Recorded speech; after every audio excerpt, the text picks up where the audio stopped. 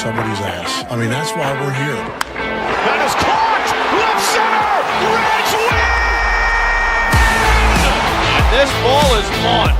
High and very deep to right, long gone. It's second of the night. Elly De La Cruz. Short lead for Pena. Larkin drills it. Do you believe this? It's going to be gone! Back to back! Walk-off home runs! How about this? He's back! He's back! He's back! And a swing and a drive! Deep left field! This one belongs to the Reds! Swung on and hit deep to left field! That ball is going to be gone! Home run! And the Reds put it tied to score! Goes to second one. Around to first. Got a double play! And the Reds sweep the Cubs. Breaking ball. Hit high. Hit deep. Way back there. And gone! Into the second deck and left. Christian Encarnacion Strand walks it off. Archer does it in his major league debut. He gets the final 3 outs, and the Reds get an extra inning win. A thriller 5-4. Swung on, fly ball, hit the deep right field. That ball is going to be gone. A grand slam home run by Mike Cameron. 2 outs, 2 on. Reds down by 1. Larkin down the line. It's a winner. It's a winner. Here comes Tucker. Here comes Steins. Larkin's won the game. Barry Larkin gets mobbed. Look at this scene. It's synergy. The stretch, the pause and the pitch. And a line drive, base hit left center field. A single for Aaron Boone. And this one belongs to the Reds. The Reds have won 8 in a row. Kobayashi with a long look turns it loose and Dunn hits it to deep right. It's all over. And this one belongs to the Reds. The Reds have won their 5th game in a row. They've defeated the Cleveland Indians on an Adam Dunn 3-run home run, 4-2. In on the corners at first and third. 2 on, nobody out. Here's Royce Ring pitching, no bunt. Ground ball by the third baseman into left field. Dave Bruce rounds third. This one belongs to the Reds. That's it pretty good. Guess what? He doesn't need speed. That's gone. He's the king of the Queen City tonight. With 1 out here in the 11th inning, you sure got to go now. One on, pull down the left field line. That ball is going to get the winning run in. Here comes Dave Bruce rounding third, heading toward the plate. And this one belongs to the Reds. Huge situation for Votto. Why you paying the big bucks to deliver the goods with 2 outs in the 9th inning? Can he do it? In the gap, right center field, and Votto delivers the goods. Hit deep center field. And Keel going back at the warning track. Oh, he got one. It's gone. Joey Votto is delivered. What's up, everybody, and welcome on into the Chatterbox Reds pregame show for May 20th. And the Reds have won 5 straight games, Alex, after a 7-1 win last night against the Pirates. They're going to look to make it 6 straight tonight. But before we get into tonight's game, let's jump into last night's game. Like I said, 7-1 victory. Lodolo on the mound. What'd you see last night, Alex? Yeah, absolutely. I think the biggest, great win last night by our Redlegs. Didn't get to watch much of the game. I was out doing a couple other things. But I watched the last couple innings, and what a great day to give some insurance runs. They didn't go over that 10-run threshold, which makes them not score runs the next game. So we got to keep that up. But having those few runs at the end of the game against the Pirates bullpen allowed Francona to use Suter, save the bullpen again. And then I think he threw like 5 pitches. So just a great win coming off that high of sweeping the Guardians. And then let's go to Pittsburgh and take care of the loser Pirates. Yeah, I like how you said that 10-run threshold. They're in the 9th. I started to think like, let's save some runs for tomorrow. We want to keep this win streak alive, but that insurance was huge, like you said, to give the bullpen some rest. But Lodolo looked phenomenal last night. It is against one of the worst offenses in baseball, which we'll get into that later on. We don't want to say it too much because then there'll be a little bit of a jinx there. But yeah, Lodolo, 7 Ks. He does what you expect him to do against a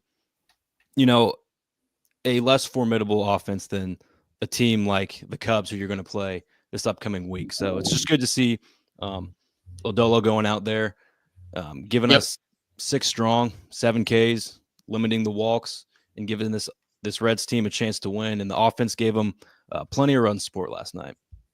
Yeah, he, Lodolo's been not consistent, maybe inconsistent at best. I've been really impressed with Abbott over him this year, but Lodolo, great strong outing, to get him, through the game. And he's been a lot better the last couple times out. Really still want to see that strikeout total continue to rise with him. 7 from last night. It's a great number to see.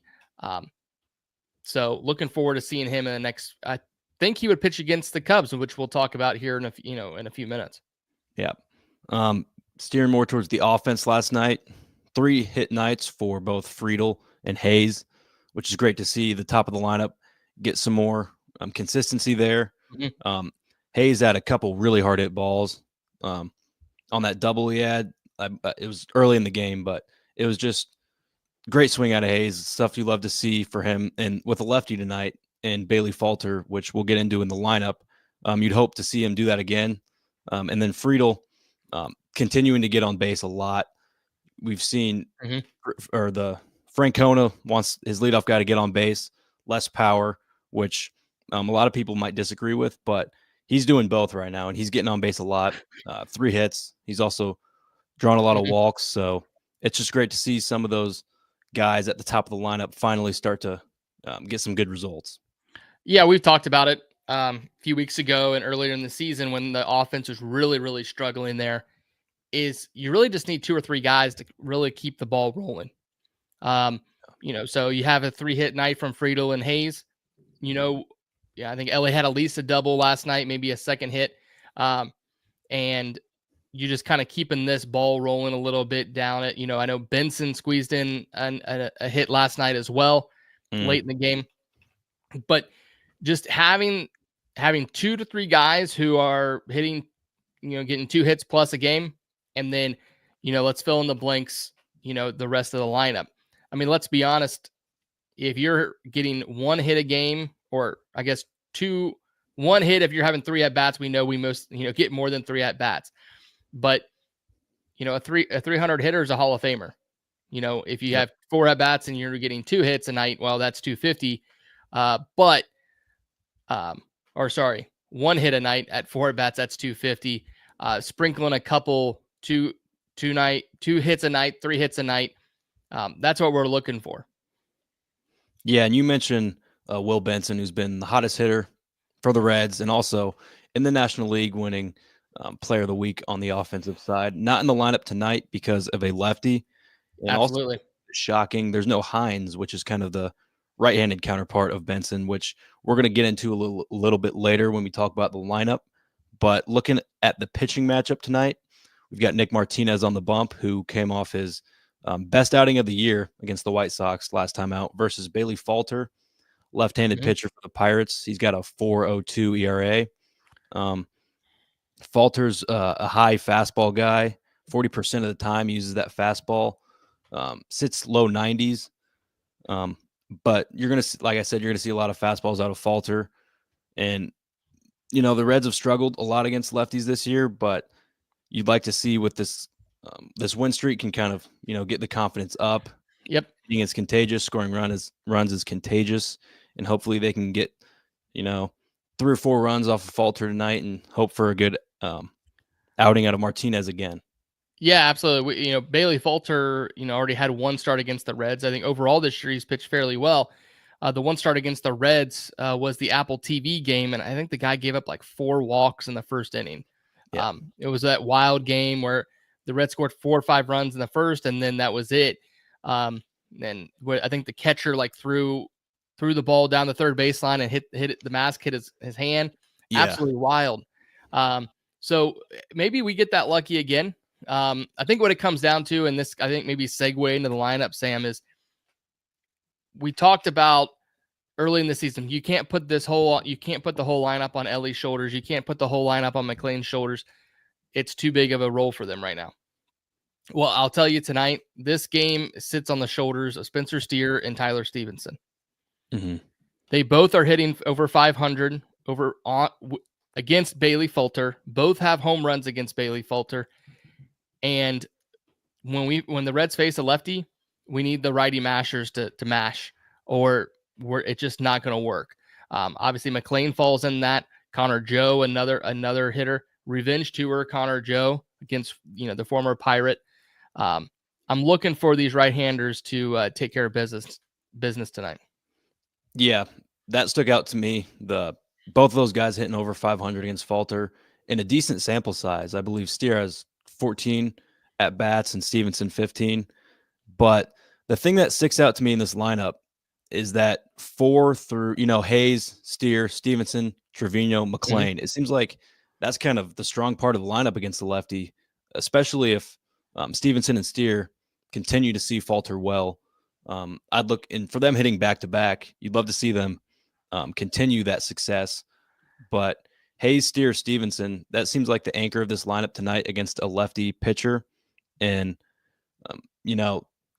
Hayes coming off 3 hits, you'd love to see him do it again. But absolutely. Trevino in there, he's had a great season so far. Definitely outperforming the expectations that we had going into the season. And then again there with McLean sitting there in the 8-hole. I know we talked about it a little bit earlier, but I'm not sure how long he's going to be in the 8-hole. Is this a long-term thing? I'm not sure. I know a lot of people love Santiago Espinal in the 2-hole with the stuff he brings, high contact guy, but a lot of people want some more pop out of that 2-hole. It's where most teams hit their best hitter, and I don't think anyone's arguing for Espinal to be our best hitter. But seeing McLean there in the 8-hole again, it makes me wonder, is this a short-term thing to get his confidence kind of going, or is this going to be a long-term thing? I heard on the broadcast, Tito said that he wants to bring McLean up back to the 2-hole, but wants to leave him there. We've seen him hit some hard baseballs the last week plus. I was at the game Saturday, and I never got to see a replay of it, but he hit a line drive missile to center field. Yeah. And from where I was sitting at, it was like the Guardian center fielder threw his arm up and just, I thought it was a home run off the bat. But it never went, I'm not sure if it would have been a home run. Obviously he caught it. It wasn't, but it was a line drive missile. And we've seen that from him the last few weeks too. Sometimes he's being unlucky. I also wonder if he is not a 2-hole hitter. Granted, a lot of baseball minds now are saying, hey, hit your best player second. That's the new model. I wonder if he turns into more of a power bat and really sits 5th. It's something to talk about, think about. Yeah. I don't know long-term where it goes. But I don't get too worked up too much about the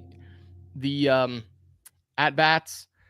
Granted, the higher you are up in the lineup, the more at-bats you get over the course of the year or even the game for that matter.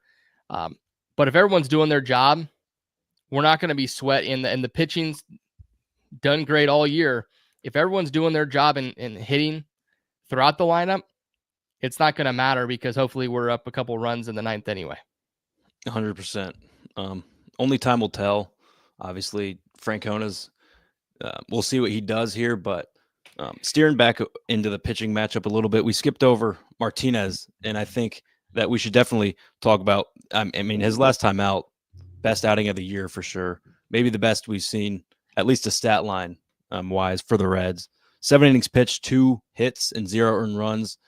Was against the White Sox, who are tied for the Pirates with the lowest average in baseball, but who cares? He gave us 7 strong, 2 hits, no earned runs. And he's got a 1.89 ERA here in May. So I don't think he likes April. I don't think he likes April too much. No. Like he's a little bit like Luis Castillo in that way. Yep. We know we had the show earlier in the year, but hey, he could be, as the sun comes out and gets a little bit warmer, he could turn into a solid 3 guy in the lineup, which is all the Reds need him to be, with Hunter Greene coming back especially. But he's Martinez looked great. Hopefully he continues against a, like I said, less formidable lineup in the Pirates tonight. Yeah, absolutely. I mean, I think, I won't be greedy and ask for 7, but if we can get 6 solid innings from him, that'd be fantastic. I've been saying it all year. If the Reds can score 4 runs, they're going to win games. They're going to win a lot of games if they can score 4 runs. That's why we really need these guys to hit tonight. But Martinez has been good. Not going to get into it too much tonight, but when players come back healthy and everything, I wonder who's going to get pushed out. Sometimes injuries have a way of working those things out, but hopefully that isn't the case. We saw a few years ago, 2012, the Reds, all 5 starters made every start but one, and that was a doubleheader. So it's possible, but highly unlikely. Yeah, 100%. You said Greene coming back on Friday. Obviously, a change will come. You'd expect also Jabot. We mentioned that. So Absolutely, you'd expect. Yep. Charlie Goldsmith reported this afternoon. Jabot will be back tomorrow. Yeah. So our expectation is that Chase Petty will be sent back down tomorrow to replace, and Jabot will come up. And then what's going to happen on Friday? That's the real question. My belief is that it's going to be Lyon Richardson. Only Lyon Richardson, Graham Ashcraft, and Luis May have options in the bullpen to be sent down. I just don't see how they send down May. But either way, both he and Richardson have been fantastic. Yeah. I think it's the only caveat there is Richardson's already been sent down one time. And at max, they can only send them down 5 times in a season. Yeah. So does the Ashcraft do they get optioned to replace with Jabot coming back up? That's going to be really interesting come Friday. Yeah. Options always, they have to come into play because you hate for a guy to run out of options and be stuck somewhere. But if you take options aside, I kind of like what I saw out of Richardson the past couple times out. And I would think about, obviously you can't because of the options, but I'd say Barlow probably gets sent down because I really like what I've seen from Richardson. And obviously Petty is the guy. Probably tomorrow you're going to be sent down because you're not going to need that extra spot in the rotation. But Richardson's definitely, he's looked fine out of the pen. He can give you the suitor role in the 4 or 5 innings. And he can also, like last night, give you one solid inning and go 1, 2, 3. I would say Barlow is the top non-option guy to me. Yeah. But they did pay him very minimal, obviously in the world of baseball money. But he's been up and down. I would just be, what's interesting, everyone was clamoring for this, and now we're going to talk about 5 minutes about the bullpen, but bring up May, bring up Maxwell, bring up whoever. Well, this is what happens is you also have Mole down in AAA. I'm not sure. I haven't kept up on how he's doing, but you have all these guys. It's like, who takes their spot? And if you're forcing your way to remove Barlow from the situation, that's where it can get. And I agree with Mike Hart. I think Barlow's better than Jabot. Mike Hart just chatted in there in our chat. It's really going to be interesting to see how they do. I'm surprised personally that they went to the point of saying Jabot is back tomorrow, but yeah, me too. We'll see. We shall see, and expect moves to be made tomorrow about that. But for now, let's get a little bit into the Pirates lineup, which, like I said, lowest average or tied for the lowest average with the White Sox, who happen to be the 2 teams the Reds have this win streak on, but a 5-game win streak is a 5-game win streak. The Guardians are good, Sam. Don't undersell this. You're right. Don't undersell this. I did forget about the Guardians because you're correct. The White Sox were before that, a little bit of a mishap, but the point is the Pirates do not have a great offense, and you'd hope for Nick Martinez to continue his great the great month of May he's had. I don't know, like you said, 7 innings might be a little bit too much to ask, but definitely not many players that you're going to pitch around in this lineup. Absolutely. Yeah, absolutely. The Pirates, a lot of people were comparing the Reds and the Pirates. And I know that one of our compadres, one of our coworkers here at Chatterbox Sports, Reed Mouse, in fact, said that the Pirates might be better than the Reds. Well, he was wrong. I'm just going to say that's not right. He's wrong about that. They don't even have the best starting pitcher in the National League Central. That's correct. But with that being said, looking at the lineup here, some top prospects: O'Neill Cruz, Joey Bart, Ke'Bryan Hayes. I believe Canario was a big addition, and I believe a former Cub as well, part of the Chris Bryant trade. Some big time prospects here that just really haven't greatly panned out. O'Neill Cruz was compared a lot to Elly De La Cruz. And not only obviously their height, their old, O'Neill Cruz played shortstop, their last name. He's had some injuries that have kept him limited, but hasn't played great.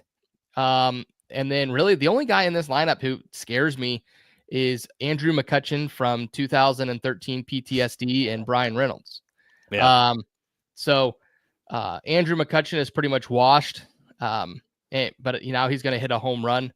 But Brian Reynolds, and I think the Cowboys said on the broadcast last night, he's been a one-trick pony, or a one-person show for the better part of 3 or 4 years with the Pirates.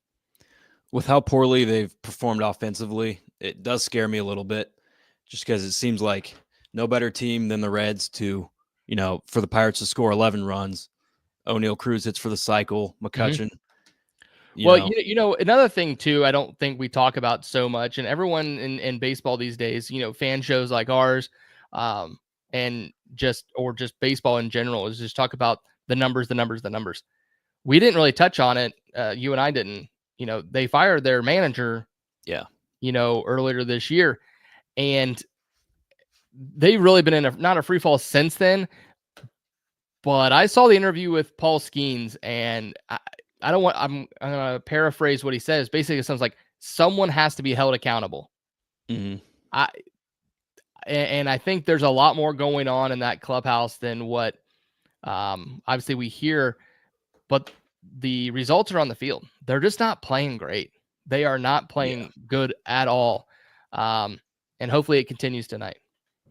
And you mentioned Skeens. His outing on this weekend kind of made headlines because he went 8 innings, score or 1 run, and the Pirates lost 1-0 against the Phillies. So he's definitely having no help from this lineup.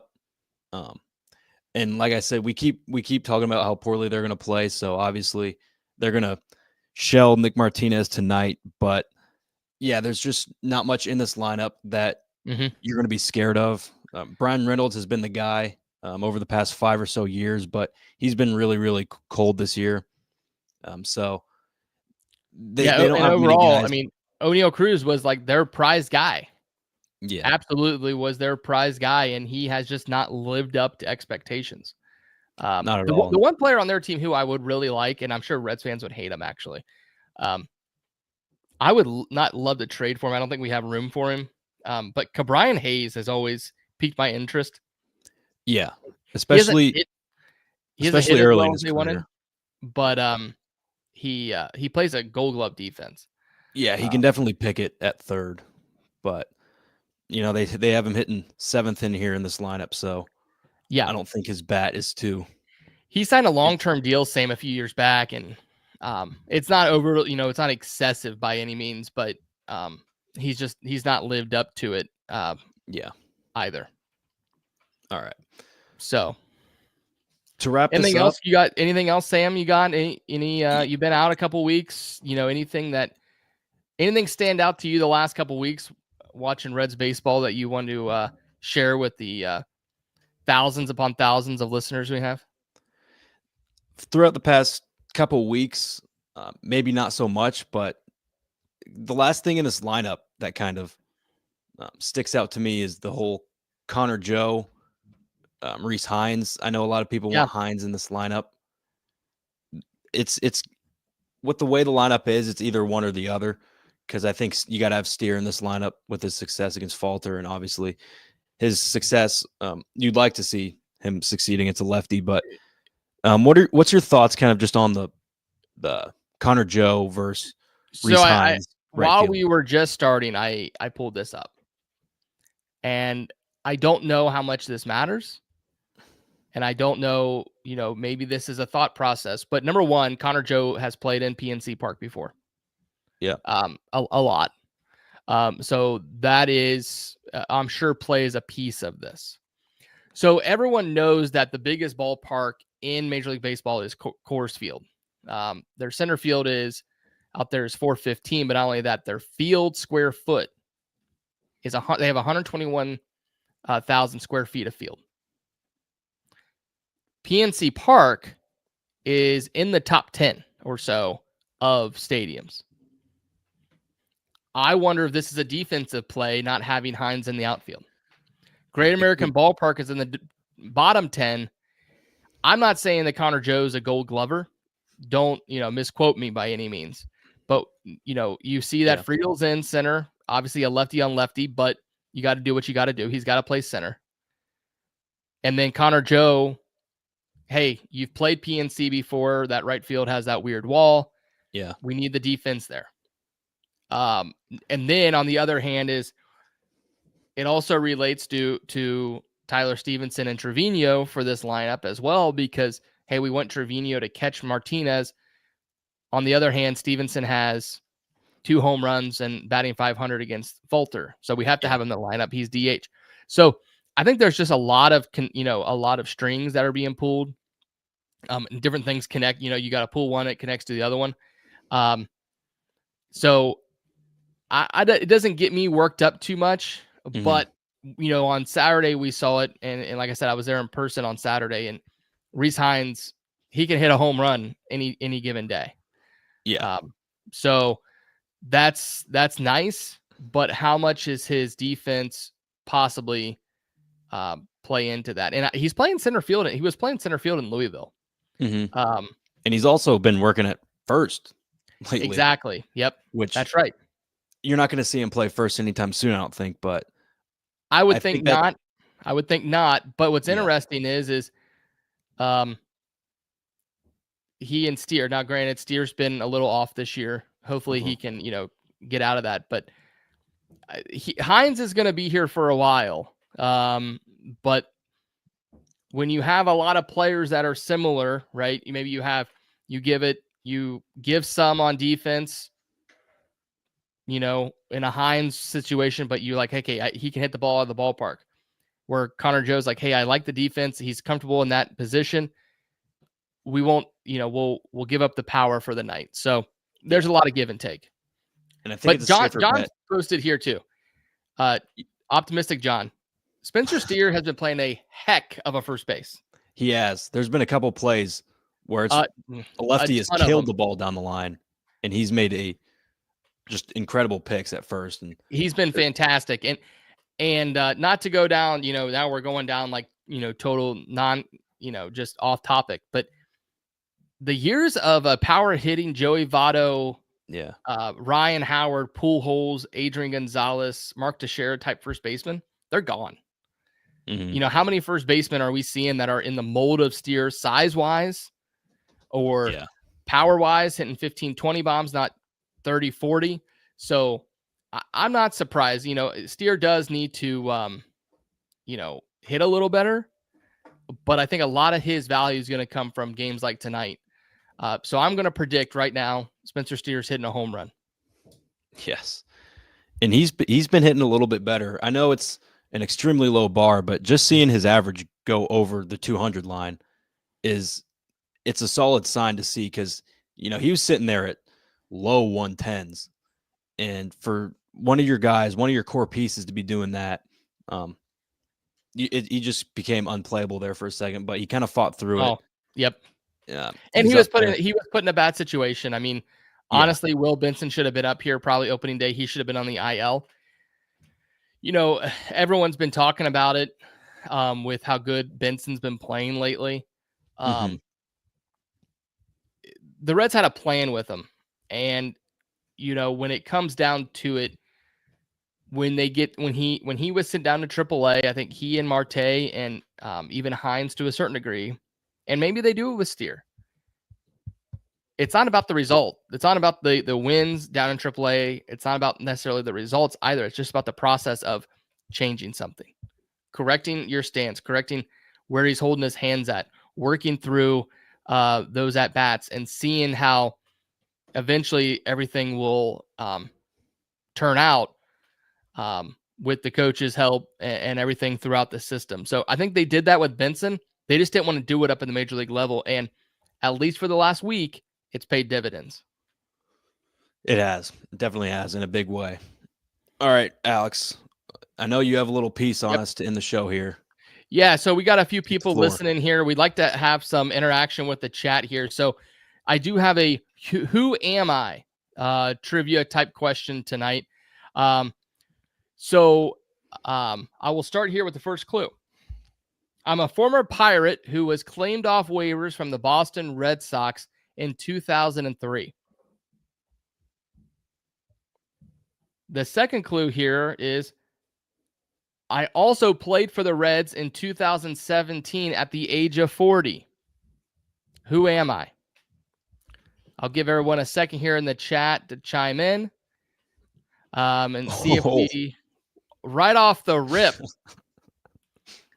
Optimistic John. What do you know? Bronson Arroyo. Dunny17 says that he was born in 2010, has no idea. Well, Optimistic John was not, and he knows his stuff. He was not born in 2010. It's got to be Arroyo. Yeah, absolutely. Another thing about Arroyo was the Reds' lone representative in the All-Star game in 2006, which also took place at PNC Park. So that was the third clue, but, John got to us. So, hope everyone has a great game, great time watching the game tonight. I know it's been a little dreary weather and Sam, where you're at, and of course, where we are down here in Cincinnati and everywhere in between. So hopefully we can pull out another win. We're going for 6 in a row tonight. And Alex, you called it steer home run tonight. And steers going deep. All right. And Dunny17 says 6-2. Do you have I said steer home run prediction. Sam, do you have a score prediction? Martinez is going to give us 5 2/3 innings, and I think we're going to get this one 5-2. 5-2. Yeah, Pagan's going to come in and close the door and notch another save, but most importantly, we're going to get 6 straight and getting hotter and hotter heading into this Cup series. And speaking of the Cup series, we won't be on until next week. Mm-hmm. So my expectation for next week is that the Reds will have won tonight and tomorrow. So that'll be 7 in a row. I'm not going to make a prediction for the Cubs game. 10. But I was down, like I said earlier, I was down the game on Saturday. There was a lot of Guardians fans there. These people coming from Cleveland. Maybe they just live here now. Maybe they infiltrated Cincinnati and said, nope, we don't want to live in Cleveland anymore, but we'll root for our team still, but we'll live in Cincinnati. We really don't want you, honestly. You should have stayed in Cleveland. But what I don't want to see is Reed Mouse and all his clown Cubs fans down at the ballpark this weekend, taking over. We need more red at the ballpark this weekend. We cannot allow the Cubbies to take over Great American Ballpark and overshadow the Reds fans. We need the Reds fans to show up. So if you're near the ballpark, if you are available to go this weekend, we need as many fans down there as possible. You guys heard Alex. Go to the game. Go to the games this weekend against the Cubs. It's probably the biggest series, of the year in terms of, I hate to say the word, but playoff standings and all that, and where we stand in the Central. It's probably the biggest, most impactful series of the year. So if they can win one game, that's one. They'll get one game up. Get one game closer. If they can somehow sweep these guys, again, no prediction. Go a long way. That would be huge. So, Sam, go ahead and sign us off here, and let's go Reds. All right, guys. Make sure to like the stream, comment, tune in to the post-game show tonight. Tomorrow, a day game, so there will not be a pregame show, but on Friday. Check out Off the Bench tomorrow between 10 and 12 p. Yep. And we'll have Hunter Greene on the mound on Friday. That'll be the next pregame show. But make sure to like the stream, Watch Nick and Trace tonight on the postgame show, and let's hope for 6 straight. Go Reds.